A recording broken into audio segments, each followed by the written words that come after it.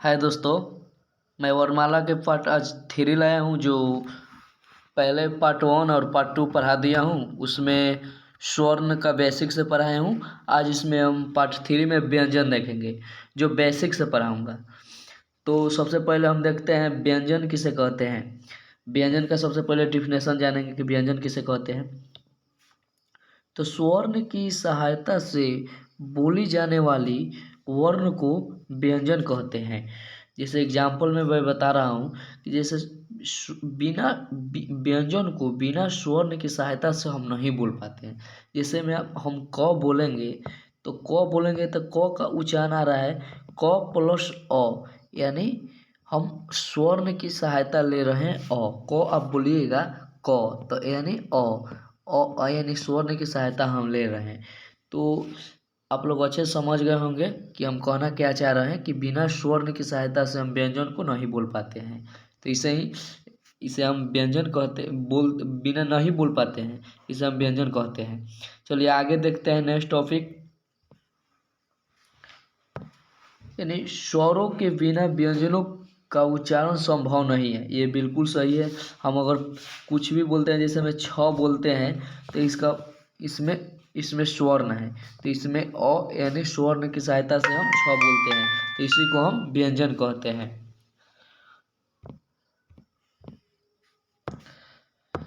तो चलिए ये देखते हैं कि हलंत लगे व्यंजन को हलंत तथा स्वर्ण लगे व्यंजनों को अजंत कहते हैं।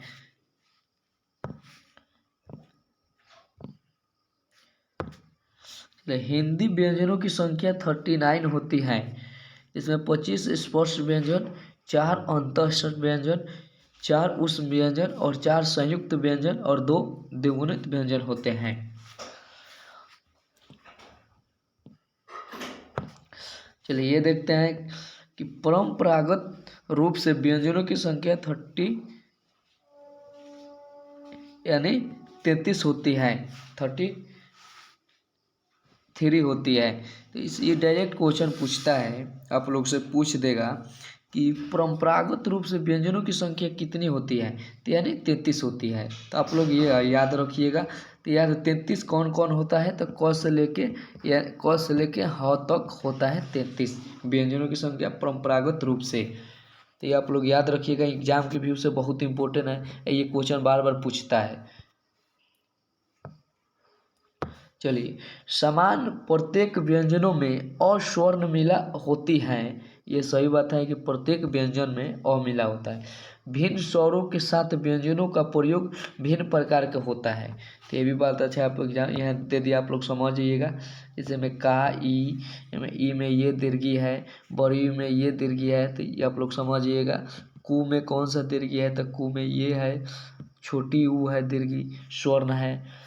जिसे में आप लोग बोल रहे हैं क, तो क में कौन सा क कहने का मतलब इसमें अस्वर्ण है, अस्वर्ण है। जैसे में आप लोग बोलिएगा का, तो यानी आ, इसमें आ स्वर्ण की सहायता से ही हम का बोल रहे हैं। की, तो यानी छोटी ई से ही की बोल रहे हैं। चलिए अब आगे देखते हैं नेक्स्ट। चलिए ये एग्जाम के व्यू से बहुत इंपॉर्टेंट है आप लोग को। जिसे में ये इसको रो को हम बोलेंगे प्रथम वर्ण, इसको द्वितीय, ख को द्वितीय वर्ण, इसको तृतीय, इसको चतुर्थ वर्ण, इसको पंचम वर्ण। तो आप लोग को जैसे में दे देगा क दे देगा और पूछ देगा कि इसका उच्चारण स्थान बताइए। छ दे देगा, इसका उच्चारण स्थान पूछेगा। ट दे देगा, त दे देगा और प दे देगा, इसका उच्चारण स्थान पूछेगा। तो यहाँ ट्रिक लिखे आप लोग अच्छे से याद कर लीजिएगा कि यहाँ लिखे हैं कि KTM 2, KTM 2 के मतलब क से हो जाएगा कठ, टी से हो जाएगा तालु और एम से मूर्धा, डी से दंत और ओ से ओष्ठ हो जाएगा। आप लोग अच्छे से याद रखिएगा। और ये पूछता है कि यह दे देगा और पूछ देगा इसको अनुनासिक वर्ण कहते हैं या नासिकीय कहते हैं। ये आप लोग याद रखिएगा अच्छे से। इसे कवर्ग, इसे चवर्ग, टवर्ग, तवर्ग और पवर्ग कहते हैं। तो आप लोग KTM 2 ये अच्छे से याद रखिएगा, तो ये आप लोग को सब याद हो जाएगा। बोल देगा कि प का उच्चारण स्थान बताइए, तो KTM 2, तो ओ का मतलब ओष्ठ, प पूछ देगा, लिख देगा और पूछेगा उच्चारण स्थान, तो इसका हो जाएगा ओष्ठ हो जाएगा। तो आप लोग अच्छे से याद रखिएगा। तो प को हम बोलेंगे ओष्ठ। पोस्ट उच्चारण स्थान हो जाएगा इसका। तो आप लोग खाली अच्छे से याद रखिएगा KTM 2, KTM 2। तो ये ट्रिक आप लोग को बहुत अच्छा लगा होगा, आप लोग याद रखिएगा। चलिए आगे टॉपिक देखते हैं। चलिए अंतःस्वर व्यंजन किसे कहते हैं? तो य र ल व को अंतःस्वर व्यंजन कहते हैं। ये आप लोग अच्छे से याद रखिएगा। हम डिफिनेशन भी लिखवाए हैं लेकिन यहाँ शॉर्ट में लिख दिए हैं कि अंतःस्वर व्यंजन किसे कहते हैं। तो य र ल व को अंतःस्वर व्यंजन कहते हैं। उस व्यंजन किसे कहते हैं? तो तालाबे से मूर्धन्य से दंते से ह को हम उस व्यंजन कहते हैं। एग्जाम के व्यू से बहुत इंपॉर्टेंट है, बार बार पूछता है क्वेश्चन कि पूछ देगा य र ल व दे देगा, इसमें क दे देगा और पूछेगा इसमें से कौन अंतःस्वर व्यंजन नहीं है। तो आप लोग चारों अच्छे से याद रखिएगा तब ना इसमें टिक करिएगा सही आंसर। तो आप लोग अच्छे से याद रखिएगा। संयुक्त व्यंजन किसे कहते हैं? तो क्षत्र श्रज्ञ को हम संयुक्त व्यंजन कहते हैं। द्विगुणित व्यंजन किसे कहते हैं? ड और ड को द्विगुणित व्यंजन कहते हैं। चलो नेक्स्ट टॉपिक देखते हैं। यानी व्यंजनों के प्रकार अब देखेंगे अच्छे से। तो हिंदी वर्णमाला में व्यंजनों 5 प्रकार के होता है। 1 नंबर में होता है स्पर्श व्यंजन, 2 नंबर में होता है अंतःस्वर व्यंजन, 3 नंबर में उस व्यंजन होता है, 4 नंबर में संयुक्त व्यंजन और 5 नंबर में द्विगुणित व्यंजन होते हैं। चलिए अब एक एक देखेंगे। एक नंबर स्पर्श व्यंजन किसे कहते हैं? स्पर्श व्यंजन किसे कहते हैं? चलिए स्पर्श व्यंजन किसे कहते हैं? स्पर्श व्यंजन या वर्गीय व्यंजन या संघर्षीय व्यंजन, इसका 3 नाम है। आप लोग तीनों नाम अच्छे से याद रखिएगा। क्वेश्चन ऐसा पूछ देता है, वर्गीय व्यंजन दे देगा चाहे संघर्षीय व्यंजन के दे देगा। तो इसका स्पर्श व्यंजन का ही तीनों नाम है, आप लोग अच्छे से याद रखिएगा। चलिए इसका डिफिनेशन जाते हैं कि जिन व्यंजनों के उच्चारण में जीभ का मुख किसी न किसी भाग को छू कर निकलती हैं उन्हें स्पर्श व्यंजन कहते हैं। जैसे क से म तक, आप लोग क से म तक जब पढ़ेंगे तो स्पर्श व्यंजन का ये किसी न किसी जीव का किसी न किसी भाग को स्पर्श कर निकलती है, उसे हम स्पर्श व्यंजन कहते हैं। चलिए अब नेक्स्ट देखते हैं कि अंतःस्वर व्यंजन किसे कहते हैं।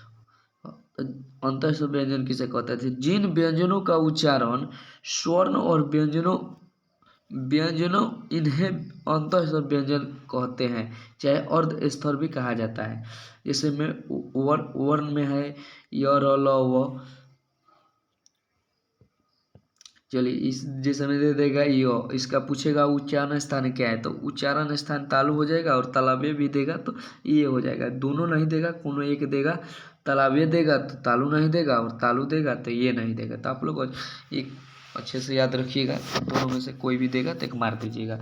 र का पूछ देगा उच्चारण स्थान तो दंत और मूल मरसूद होता है। ल का पूछ देगा उच्चारण स्थान तो दंत और मरसूद होता है। व का पूछेगा तो दंतोष्ठ और ऊपर के उससे बोलते हैं। चलिए नेक्स्ट टॉपिक देखते हैं। ये एग्जाम के दृष्टि से बहुत इंपॉर्टेंट है। 2016 में पूछा था डायरेक्ट क्वेश्चन कि लॉ को मतलब क्या बोलते हैं, नाम क्या है लॉ का। तो लॉ का आप लोग याद ही रखिएगा, हमने अच्छे से लिख दिया है कि पार्श्विक वर्ण बोलते हैं लॉ को। र को लुथित वर्ण या परंतत्व वर्ण बोलते हैं और य और व को अर्धस्वर्ण बोलते हैं। ह को कंकलय वर्ण बोलते हैं। ये भी क्वेश्चन पूछा है कि ह को क्या बोलते हैं, तो कंकलय वर्ण बोलते हैं। चलिए आप लोग अच्छे से याद रखिएगा ये। चलिए नेक्स्ट देखते हैं टॉपिक। चलिए उसमें या 3 नंबर है उसमें या संघर्ष व्यंजन किसे कहते हैं।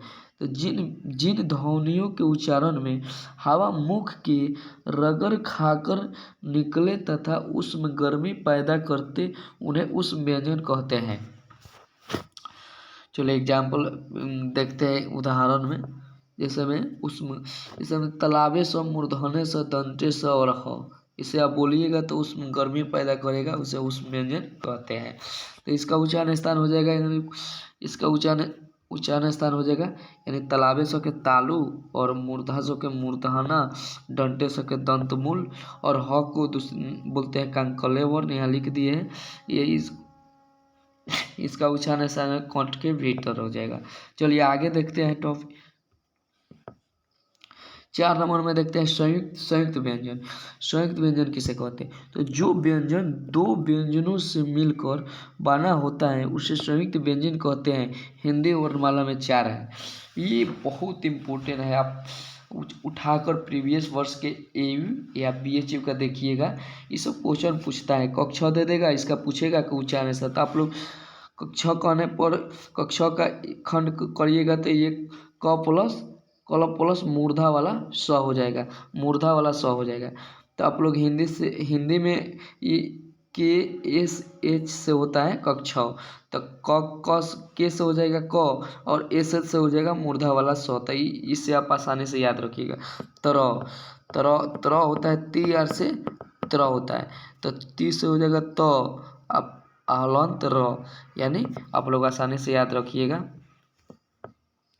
चलिए अब होता है गिय, यानी जी वाई य से गिय होता है, तो ज हलंत प्लस य, तो जिय का हो जाएगा। ये बहुत इंपॉर्टेंट आप लोग याद रखिएगा चारों। श्र यानी श्र प्लस यानी र होता है। चलिए आगे देखते हैं नेक्स्ट टॉपिक।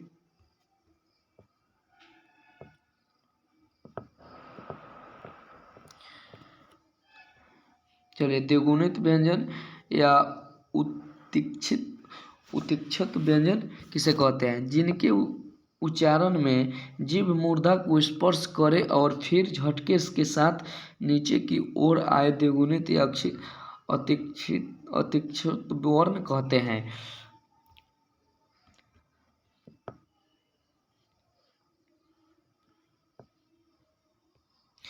चलिए ट वर्ग को अंतिक्षत वर्ग भी कहा जाता है।